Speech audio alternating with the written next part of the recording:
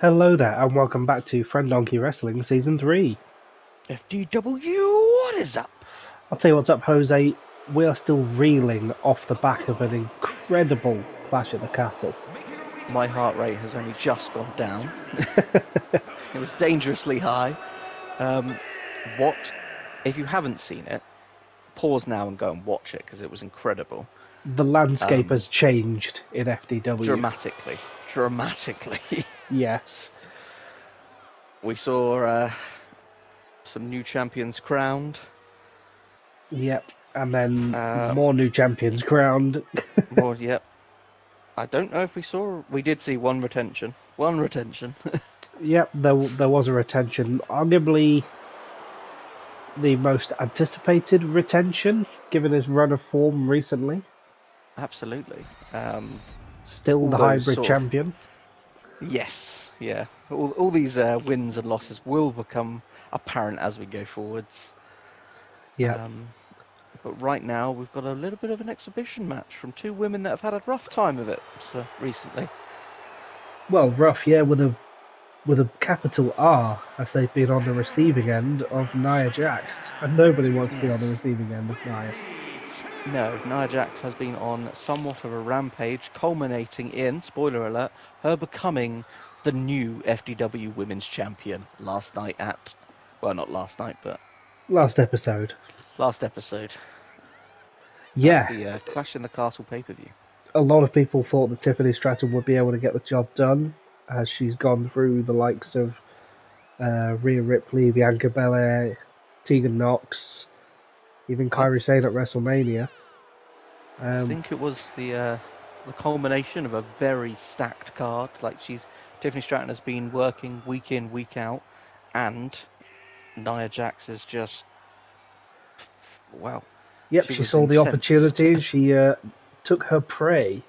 But these two looking to step up now and make their own opportunity. Yeah. I can't imagine any of them is in a hurry to get back in the ring with Nia, but when the title's on the line, you have to make sacrifices. Well, there is a little bit of beef here, lest we forget, because the last time we saw these two, they were actually in a tag team together before Sonya Deville just sort of abandoned poor Wendy to the mercy of Nia Jax, hence the reason we've got this match here tonight. It was supposed to be a 2-on-1 handicap, and it ended up being Nia Jax destroying Wendy Chu while Sonya ran away.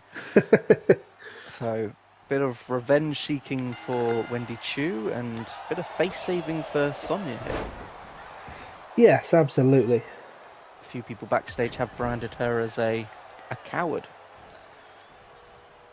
Well, this is a bit of an opportunity for comeuppance for Wendy Chu. And she's wasting little time in getting it. Neither woman yet to score a victory here this season in FDW. No, it's been a very difficult start, shall we say, for the two of them. As Wendy continues her assault, throwing her into Doug. Ooh, just about missed that crossbody. Sonya saw it coming. Cheeky reverse there. Head to the chin. Head to the chin, and it's too late. That move's going to hurt both of you. If you've ever had a chin in the top of your head. Yeah, then doubly landing on your knees. Yeah, it's not exactly a comfortable position. I think they might bite their tongue, but you're going to have a rather sore scalp. As Wendy now waits for Sonya to get to her feet. Oh, not sure what she was trying there. It's all gone a little bit peaked on for Wendy as, oh my goodness, Sonya Deville with a merciless V-trigger knee. What a knee. Putting that MMA background to use. Definitely going to be dreaming now. Quick drop kick there from Wendy Chu. Not even a 1 count on this occasion. Sonya now trying to build some momentum. It's been all Chu so far. You choose me? Oh, Ralph. Ralph Chu. Ralph Chu. Deville getting frustrated now with Wendy Chu that she even has the audacity to call for this match. I mean, I'm with Wendy Chu on this. We watched as Sonya did not want anything to do with Nia that week. But at least Sonya's stepping up to the occasion now. Yeah. Well, she got to save face. You can't be branded a coward in this business. It really will halt your climb. Well, there's no room for cowardice now that Nia's at the top of the mountain. Absolutely. Only a count of one. Going to need to find out who will,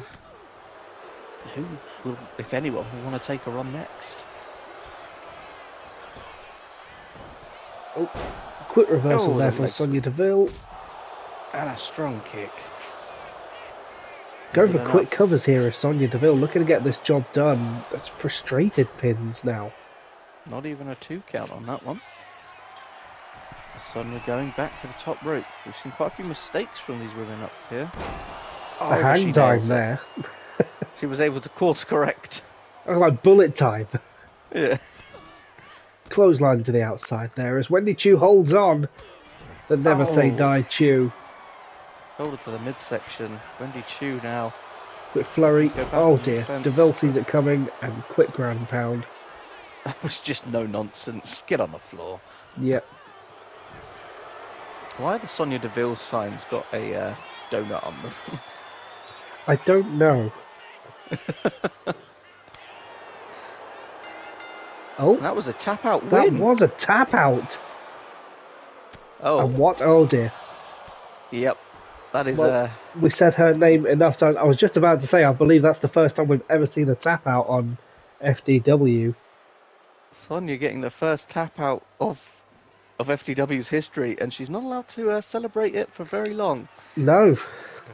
As Nia Jax, the FDW Women's Champion, makes her face known. Yeah, and her presence felt once again on those two poor victims. They just can't catch a break. No. But it definitely seemed to be a lot more kind of anger towards Sonya Deville in that exchange. Yes. Yeah. Perhaps Nia Jax a bit upset that she was left off the show tonight, despite being the new FDW Women's Champion. Well, we thought we'd give her a break, but clearly she's on one. Feed her more. Nia back. Yeah, there it is, no back. Switching gears to the tag division now, which has been the standout division of Season 3 thus far. Oh, it's been spectacular, and these two men, what a performance they had a few weeks ago. Oh, in, I believe, FDW's first 5-star match. Yep. It was an the Street absolute Profits all-timer. It was incredible. And they have a bit of a bone to pick with their opponents here tonight, because despite having that all-time great match, it was somewhat overshadowed by the actions of Gallus. Yes, the Coffee Boys making their presence felt with a run-in afterwards, reminding everybody that they are Scottish and they did have the match booked for Clash at the Castle, a match in which they were successful. They are now our new FDW Tag Champions. And unfortunately, that's been all that people have been speaking about, and the Street Profits think that they deserve a bit more acknowledgement. We absolutely settle things in the ring here. This match was going to happen either way, I think, with a little bit of beef between the Street Profits and Gallus, but this will be non-title action. Just an opportunity for the Street Profits to step up once again. Great opportunity for the Street Profits, and it's going to be a hard first fight for the new FDW Tag Champions, coming off what was quite a grueling match at Clash in the Castle. But they are fighting champions, Jose. Look at them there with their belts. Look at them with their belts. The non-chilly navels. Yes. Feeling a bit more warm. Massive coats as well. Well, not chilly navels, not chilly upper halves, chilly nothing. Never chilly again. The Gallus boys clearly pumped for a match here this evening. Momentum is on their side. They've just taken down the Shield. There's not many teams in the history of wrestling who can say they've done that. Yeah. Despite the Street Profits' incredible performance against the Shield, they did not beat them, whereas Gallus did. On the occasions where it mattered. Yep. Some might argue that the Shield are even more dangerous at those occasions when the belts are on the line. But Gallus with the home field advantage managed to get the job done on the evening. That is also true. They were at home in Scotland as these two are going to lock up, and oh, what a strike. Montez floored. I believe that's Mark Coffey in the ring. That is Mark Coffey, the younger of the two boys, and certainly a brawler. The younger of the two boys that looks the older of the two. He is going after Montez with pure aggression. Not looking to sit this one out. Going straight after Montez there as Joe Coffey tagged in. Now these quick tags were part of the reason they were able to take the belts home at the weekend, I believe. They had a game plan and they stuck to it. Yeah. They were talk about the Shield being a brotherhood. I mean, these two are literal brothers. You don't get much of a tighter bond than that. As Joe Coffey hits a big drop kick off the top rope. We're going to let the tag happen. He clearly wants the smoke. Roll through from Dawkins looking for a cheeky pin. Good win. Oh, it's Joe Coffey now. Reversal into a pin. Count of one. Oh, reversal. Dawkins. I was thinking about an unprettier there. Oh my goodness, crucifix pin. Lovely bit of wrestling there, back and forth pins. Yeah. These two teams showing what they're made of. And a strong strike from Joe Coffey there. At this stage, I feel like everybody's just kind of feeling out everyone else. Seeing who's got what, who can do what, and figuring out limitations. I mean, you've got the good dynamic of speed and power from the Street Profits, and then you've got technical aggression from the Gallus. That's a fantastic way of putting it, yeah. Technical aggression. Yeah. But Joe Coffey... all our tag teams in the tag division are supremely set up to battle one another. Yeah. A very hotly contested division this season, as Dawkins deploys the mentality of divide and conquer. Tag to Montez. Is he thinking about it? Is he thinking about it? Blockbuster. Oh. Now that is gonna hurt. It's hurting everyone involved in that. But none more so than Joe Coffey. As he's thrown into the corner, but fighting his way out of the corner. Does not want to be there. Picking up Montez like a sack of spuds and bounced off the top turnbuckle. Dropping him like a sack of parsnips. Pick him up and go, wait, these are potatoes. Crossbody off Montez, flattening him. Goes for the pin. Doug getting in all the wrong parts of town, cutting off Dawkins there, but Dawkins having none of it. Hats off to Doug there, trying to, they shouldn't be getting involved from the outside. Very true. Doug trying his best to try and keep people out of the ring that shouldn't be in the ring and can. Oh, a super kick from Montez. Montez now picking up Mark Coffey. Throws him into the corner. As the Street Profits do their best to divide and conquer Gallus. Turn their attention to Mark Coffey as they deploy their tag team offense. Huge hip wheel. Dawkins rolling through again, and the power of Dawkins to manhandle a man of Mark Coffey's size like that. Yep. Impressive to say the least. Definitely putting Gallus on notice with that power. I mean, these are strong men, but Dawkins is something else. As Montez rolls through with a quickness, Dawkins follows up with a splash. Wonderful bit of teamwork there. Wonder what Gallus have got to answer. Continue the assault on Mark Coffey. Again, the Coffey's got to feel a little bit worn out after their match at Clash. I think Montez is feeling a bit warmed out as he completely misjudged that assault, but followed up with the second rope DDT. Hooks the leg. Could it be? Just rope break there from Mark Coffey, and that's the ring awareness of the champions coming into play. Great ring awareness for the Coffeys. Montez a little frustrated, but can't let himself get distracted. Got to keep up the assault. Up to the top rope he goes. Gonna see him fly. Mark Coffey firmly in his sights, and a huge missile drop kick there. Like a cruise missile taking out Coffey. Coffey wisely rolling to the outside. Dawkins tagged in, now the legal man for the Profits. You gotta. You gotta respect the Coffeys. He got back in there against Dawkins. Power bomb, and there's a count of 3. And Joe Coffey unable to break up the pin. The Street Profits pinned the champs. The ring positioning was everything there from the Street Profits. They caught Mark Coffey in their corner.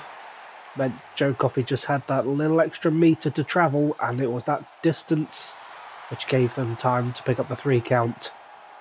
What? Great match and great opportunity for the Street Profits there. As Dawkins is just kind of looking at Montez just like, what the hell are you doing? Stop acting like a clown.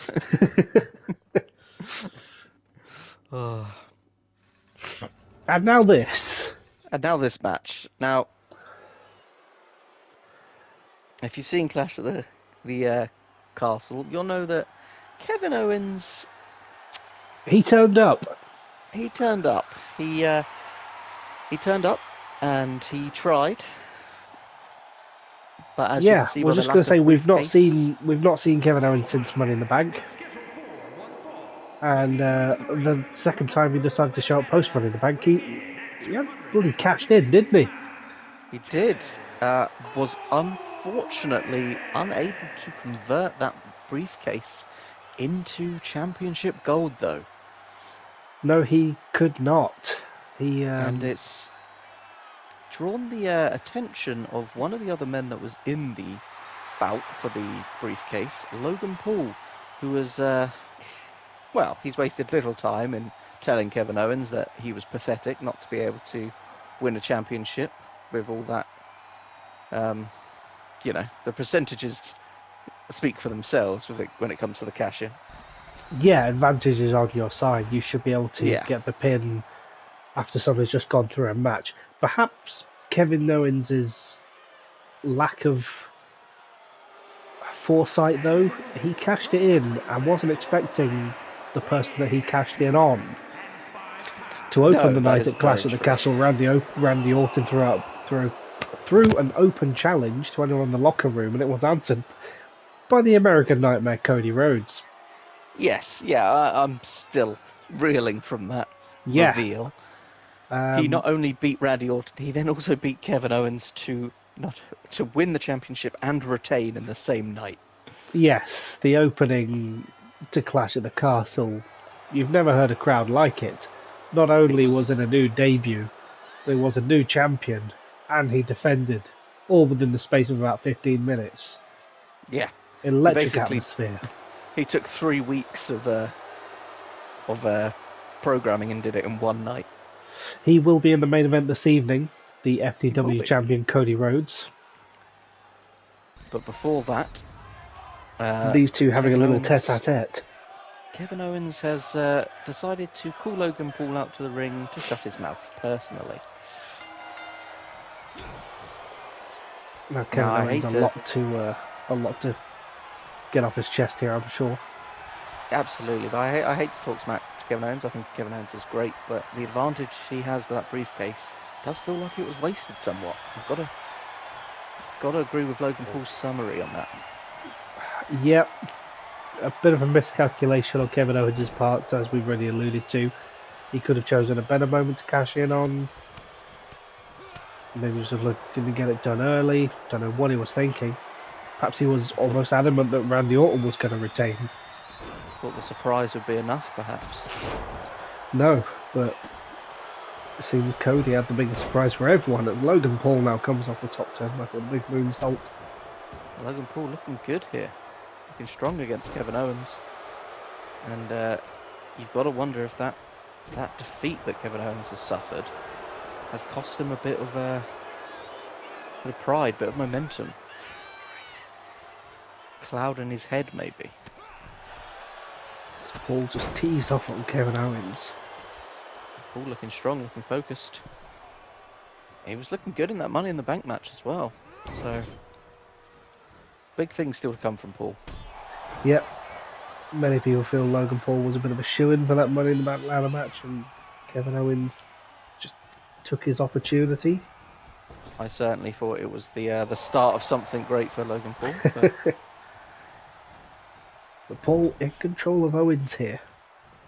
Like I said, I think that losing the briefcase may have cost Kevin Owens a bit of focus. Can his ego handle another loss? That would be a question only Kevin Owens can answer. As Logan Paul now goes to the top rope. Does he think about a frog splash already? No, he's waiting for groggily Kevin to his feet. Crossbody. Huge crossbody there. And in for the cover. Disrespect, turning his face away. Only a 1 count. Kevin Owens hasn't really got out of the gate here yet. Oh, but here's an opportunity. Quick hook to the legs. Does Logan Paul have enough to reach out? Nope. Just a 2 count. Yeah, of course he's going to get out. He hasn't even done anything to Logan Paul yet. That was the frustration of Owens. Bagging Logan Paul's head off the mat. Kick to the midsection. Logan Paul has it scouted. Again, we're seeing Kevin Owens very much on the back foot here. Huge clothesline from Logan Paul, just turning him inside out with that lariat. Could this be it? And it is! Logan and that's Paul, a 3. With an emphatic win over Kevin Owens. Kevin Owens continues his fall from grace, shall we say. His downward spiral, perhaps the highest he ever could climb was the top of that ladder. Oh, I like that one. I'm here all week. Good match all round. Tickled me more than it should, perhaps. And as we alluded to, the main event, yes. The brand new FDW champion. Still feels weird to say. I mean, we didn't know he had signed with FDW until the night of Clash. Yeah. He just sort of walked out. That was the first we knew about it, and then as the match went on, we found out he had signed an exclusive deal with FDW, and he is here to stay. And what an acquisition for the company. Oh, absolutely. He's been I think he's been on SmackDown the majority of this last few seasons, but he's finally made his way over to the Purple brand, cementing that it is the place to be. Former undisputed champion. Standing ahead of all 4 brands at the time. Tell me that belt does not look good on him. It looks good on many people, that belt. Yeah. Solid belt. Will he be the champion to carry us forward into a new era? He's going to have his work cut out for him, and it's only going to get harder for Cody Rhodes as we near the King of the Ring. Yeah, a couple of episodes' time. It'll be a bit of a one-off special. Yep, there'll be we'll have the King of the Ring, and that will decide Cody's opponent for SummerSlam. Yeah, with the landscape changing somewhat, plans being derailed. We could see any number of people challenge Cody Rhodes. We have yet to set the brackets, so stay tuned for that. Yeah, a lot of furious work going on backstage to figure out who's going to be facing who deserves an opportunity. We're here tonight, a man with a very good opportunity is Ilya Dragunov. The ring general himself. He's made a 180 recently. He was started the season at a bit of a down, losing to Bronson Reed then having a few more losses after that, but he's turned a corner and he's back on the up. It honestly wouldn't surprise me if he continues that dominance here and just absolutely decimates Cody Rhodes. But then it also wouldn't surprise me if Cody Rhodes decimated him. He's very much an all or nothing, isn't he, Dragunov? Yes, yeah, I think we safely say that. But a fantastic first opponent as Cody Rhodes finds himself in the main event on the Purple brand. Yep, showing up with that belt. I'm excited. I am excited to see Cody in action. Let's kick things off. Big opportunity for Ilya to get his name firmly in the lights. Yeah. Collar elbow tie now as Cody is marching Dragunov across. Does Dragunov have the power to push out? Not on this occasion. We just look at Cody's record so far in FDW and who he's beat. Randy Orton and Kevin Owens in the same night. It's incredible. Oh, what top rope moonsault there. Cody showing that cruiser style to a former cruiserweight champion. Deep arm drag there from Rhodes. Yep, he's starting as he means to go on.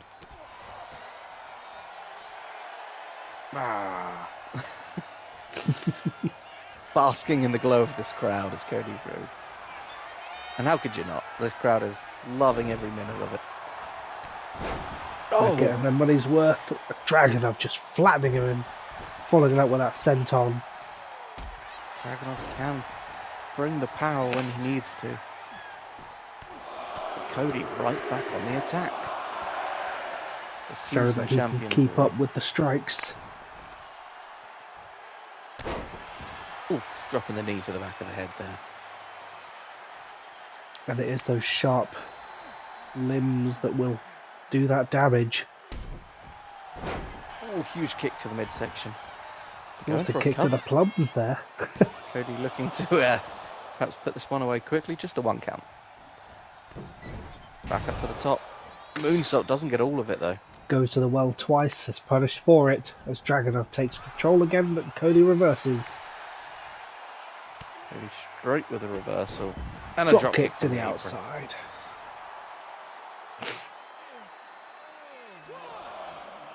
Ducked against the counters, Cody heads up and for a third time hits the moonsault to the outside, and that is the caliber of champion you expect. You could serve a meal on that flight. Gotta fly like an eagle.